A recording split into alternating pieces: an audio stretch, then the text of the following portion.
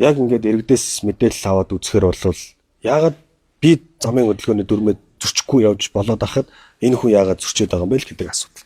Энэ зөрчиж байгаа хүнтэй хариуцлага тооцоож ял гэдэг ийм л асуудал ярьж байгаа. А бид бол торгон цагдны ихээс илүү замын хөдөлгөөнд зөв боловсон соёлтой оролцдог ирээдүйн нийгмийн эхлэлийг л тавина л гэж ингэж харж байгаа. За тэр хүрээнд энэ хиймэл оюун ухааныг бол бид ингээд тодорхой граф гаргаад төлөвлөгөө хийсэн байгаа. Ингээд туршилтын хугацаанд бид нар ажиллуулж үтсэн. Та бүхэн анзаарсан бол яг ажиллаж байгаа хиймэл оюун ухааны одоо камераар ажиллаж байгаа дүрмийг мөрдүүлэх гэж байгаа чин зорилгын хүрээнд бол тэр уулзрууд дээр өнөөдөр замын хөдөлгөөний дүрм зөрчигдөх нь багассан. Эрс багассан. Та анзаарч байгаа баруун өргөж байгаа машинууд бүгд баруундаа зогсно. Зүүн өргөж байгаа машинууд зүүндээ зогсно. Төв чигээрээ гаргаж байгаа төвийн хэсэг бол бүгд яг тэр байрлалаар л явж байгаа. Ингээд ирэхээр стресс бухимдалчгүй болж эхэллээ.